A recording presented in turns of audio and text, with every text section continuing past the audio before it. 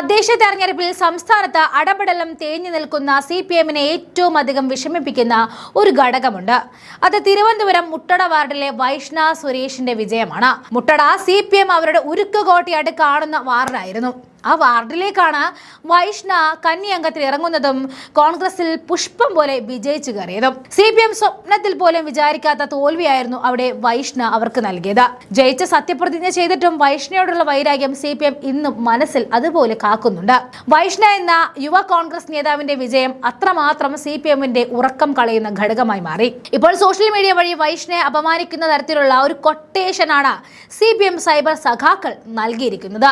ജയിച്ചിട്ട് സ്വസ്ഥ ഭരിക്കാമെന്ന് വിചാരിക്കേണ്ട എന്ന സന്ദേശം ഈ സൈബർ പോരാളികൾ നൽകുന്നുണ്ട്. അതിന് സാമൂഹ്യ മാധ്യമങ്ങൾ വഴിയുള്ള ആക്രമണങ്ങൾക്ക് സിപിഎം നേതൃത്വം നൽകുന്നുണ്ട് താനും. വൈഷ്ണയുടെ ഫോട്ടോ ഉപയോഗിച്ച് പല കാര്യങ്ങളും പ്രചരിപ്പിക്കുക, സിനിമയിൽ അവസരം ലഭിച്ചു, ഇനിയിപ്പോൾ അഭിനയ ലോകത്തേക്ക് ഇങ്ങനെ പോകുന്നു വ്യാപകമായ നുണക്കഥകൾ. PR ഏജൻസികളെ ഉപയോഗിച്ച് വൈഷ്ണ തിരഞ്ഞെടുപ്പിൽ ജയിച്ചു എന്നതടക്കമുള്ള ആക്ഷേപങ്ങളാണ് സിപിഎം മുന്നോട്ട് വെക്കുന്നത്. ഇതിനെതിരെ രൂക്ഷ വിമർശനങ്ങളുമായിട്ട് മുന്നോട്ട് വന്നിരിക്കുകയാണ് വൈഷ്ണ സുരേഷ്.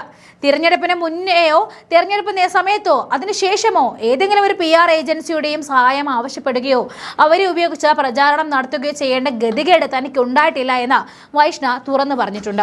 തിരുവനന്തപുരം കോർപ്പറേഷനിലെ മുട്ടട എന്ന തന്റെ വാർഡിലെ തനിക്കറിയാവുന്ന നാട്ടുകാരിലേക്ക് വോട്ട് അഭ്യർത്ഥിച്ച് ചെല്ലുമ്പോഴും കേരളം മുഴുവൻ കാണുന്ന സോഷ്യൽ മീഡിയ പേജിലൂടെയുള്ള പ്രചാരണത്തിന്റെ ആവശ്യമില്ല എന്ന ബോധ്യം തനിക്കുണ്ടായിരുന്നുവെന്നും വൈഷ്ണ തുറന്നു പറഞ്ഞു. വെറുമൊരു വാർഡ് തെരഞ്ഞെടുപ്പായി അവസാനിക്കേണ്ട തെരഞ്ഞെടുപ്പിനെ കേരളം മുഴുവൻ ചർച്ചയാക്കി മാറ്റിയത് സിപിഎമ്മിനെ പിടിപ്പുകേട് തന്നെയാണ്.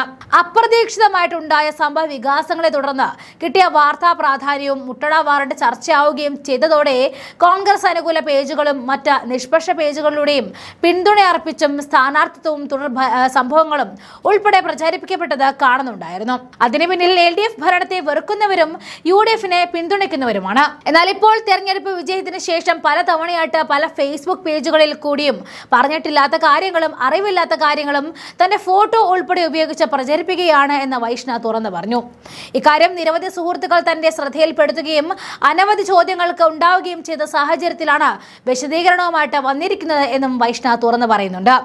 പോസ്റ്റിന്റെ ലോകം മാത്രം മാറ്റി ഒരേ ഉള്ളടക്കമുള്ള ഒരേ വിഷയങ്ങൾ പല പേജിൽ നിന്നുമായിട്ട് പോസ്റ്റ് ചെയ്യുന്നതിലൂടെ ഇതിന് പിന്നിൽ ഒരു ശക്തി പ്രവർത്തിക്കുന്നുണ്ട് എന്ന കാര്യത്തിൽ സംശയമില്ല. ഇനി സിനിമയിലേക്ക് എന്നാണ് ചില സൈബർ ഹാൻഡിലുകൾ പ്രചരിപ്പിക്കുന്നതെങ്കിൽ തദ്ദേശ തെരഞ്ഞെടുപ്പിലെ പാർട്ടിയുടെ പ്രകടനത്തെ പറ്റിയുള്ള വിശകലനമാണ് മറ്റൊരു വിഷയം. BJP പോലുള്ള ഒരു പ്രസ്ഥാനത്തിന്റെ വളർച്ചയും തിരുവനന്തപുരം കോർപ്പറേഷനിൽ അവർ അധികാരത്തിലേക്ക് എത്തുന്ന സാഹചര്യത്തെയും വളരെ ഗൗരവത്തോടെയാണ് നോക്കിക്കാണുന്നത്.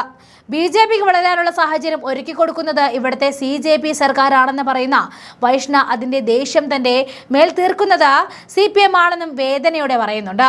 മുട്ടടയിൽ ഉൾപ്പെടെ LDF മുന്നണിക്ക് കേരളത്തിൽ ഉണ്ടായ വലിയ തിരിച്ചടിയെപ്പറ്റി ഇനി കൂടുതൽ പറയേണ്ട കാര്യമില്ല എന്ന് പറഞ്ഞ വൈഷ്ണ പ്രചരിച്ചുകൊണ്ടിരിക്കുന്ന അടിസ്ഥാനമില്ലാത്ത സ്റ്റേറ്റ്മെന്റ് എന്ന് പറയപ്പെടുന്നതിൽ നിന്നും ഒരു കാര്യം ഉറപ്പിച്ചു പറയാം, ഇനി UDFന്റെ കാലം തന്നെയാണ്.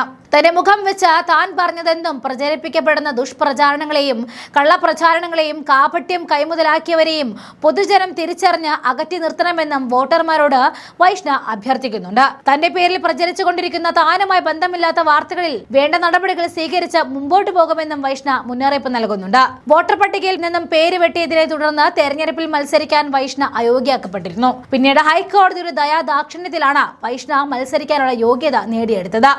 പിന്നീട് കനത്ത പോരാട്ടത്തിലൂടെ LDFനെ തറ പറ്റിച്ച വൈഷ്ണയിൽ നിന്നും ഏറ്റ തോൽവി ഇനിയും CPM മറന്നിട്ടില്ല എന്നത് വസ്തുത തന്നെയാണ്.